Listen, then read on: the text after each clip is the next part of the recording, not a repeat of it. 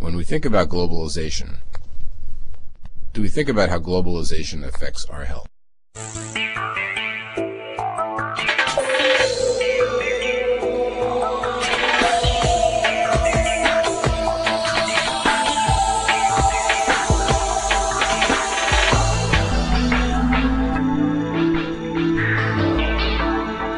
Healthcare and the health of our people and the health of our populations has got to be the priority in international trade agreements.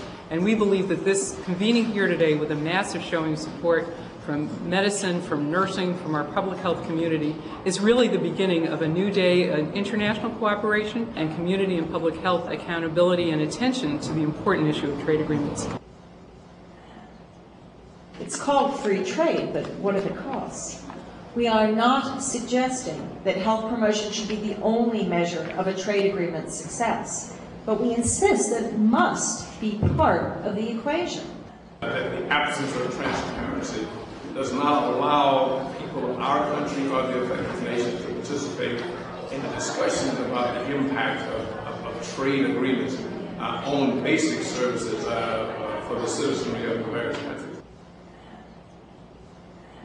The questions that are being addressed today are some of many about health, where health is definitely impinged upon by certain aspects of trade, impinges on the healthiness of the environments in which families live, in which children go to school, in which people go to work, whether it's in industrial plants or in fields. The nature of the pesticides, the health and safety of workplaces are all very much issues that come into play in trade agreements.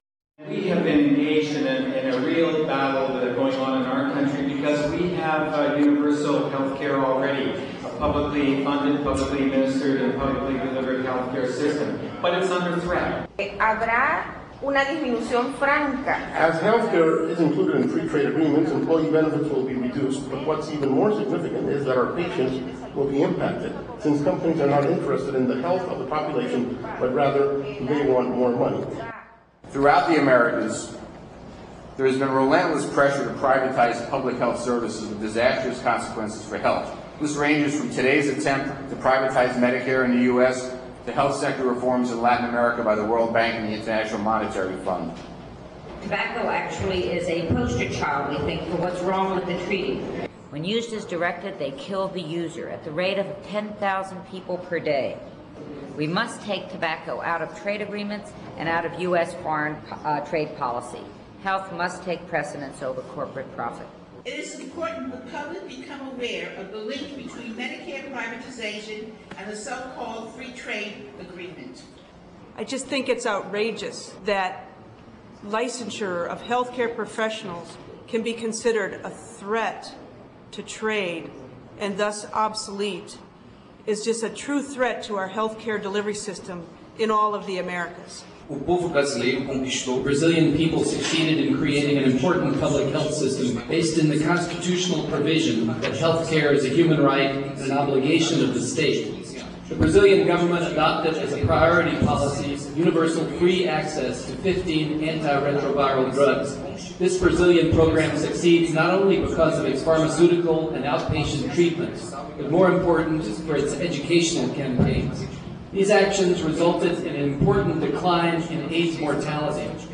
We understand that the FTAA represents a threat to the sovereignty of developing countries. The FTAA imposes serious obstacles to access to essential medicines.